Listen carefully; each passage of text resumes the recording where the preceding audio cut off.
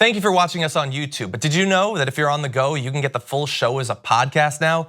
You can get our morning breakdown of the most important topics facing our country, news not being covered by the mainstream media, interviews with change-making progressives, and info on what you can actually do about all this. Search for The Damage Report on your favorite podcast app and subscribe so you know when new episodes are ready to go.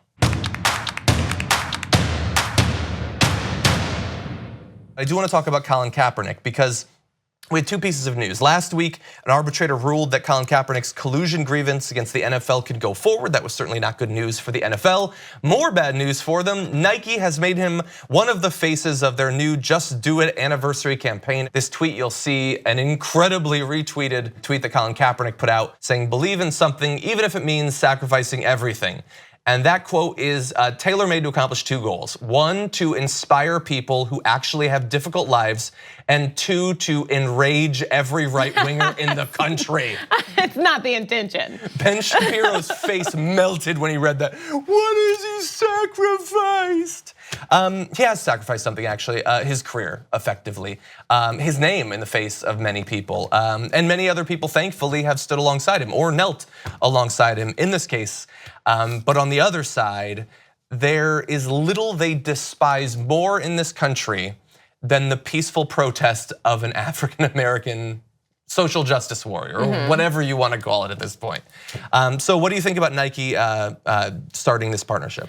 I think what's fascinating to me about this is that this had been somewhat of a secret all along, that this is kind of, I guess, the final step in announcing this campaign. And this is good for someone who lost his dream fighting for people who didn't have as much as him. Yeah. So there's that.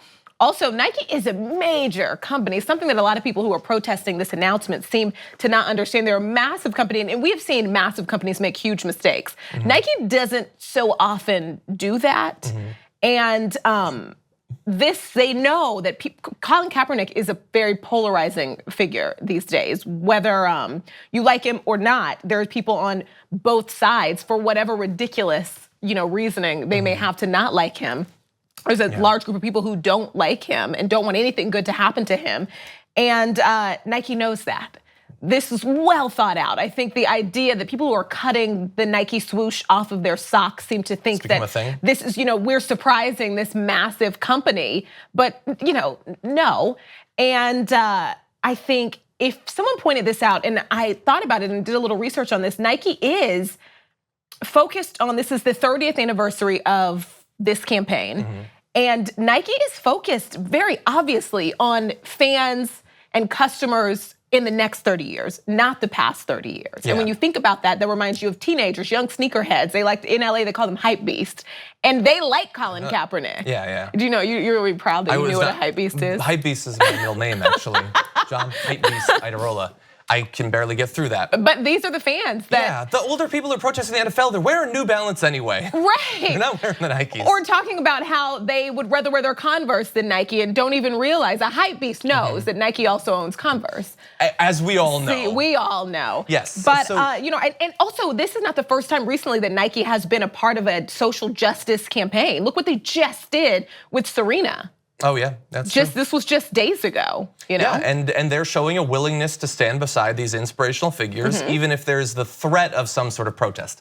It won't actually come. Like the idea that Nike's stock is gonna tank is ridiculous. And if you're burning your shoes, if you're willing to bloody your feet walking barefoot to make the libs cry, you're a moron, okay? You already paid for the shoes, they've got your money. And by the way, if this is all about the vets to you, because you can look at all of these people who are telling you very clearly what they're protesting about, and you say, no, you're lying, you just hate the military, then give your stupid sneakers to a vet, you morons. Because there are a lot of them. Don't burn them. Yeah.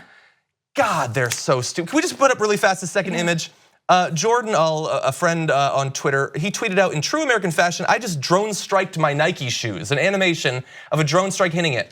And many of these morons are so stupid that they tweeted to him, you could have killed someone in your apartment complex. They thought he drone struck his shoes.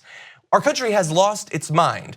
And we know what is driving this opposition to people like Colin Kaepernick and against this social movement. It's economic anxiety. No, it's racism. It's obviously racism, you fools. Anxiety.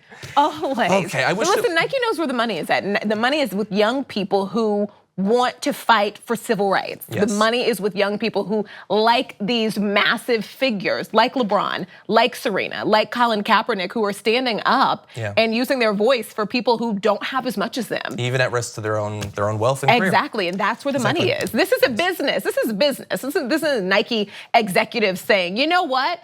Black Lives, this is a business. And the money is with the people who agree with Colin Kaepernick. Yeah. Take it up with capitalism. Right. Thank you very much for watching this clip from The Damage Report. If you liked it, don't forget to subscribe to this channel and ring the bell on YouTube to get notified of our new videos. And catch The Damage Report every weekday at 12 p.m. Eastern, 9 a.m. Pacific on TYT Network on YouTube TV.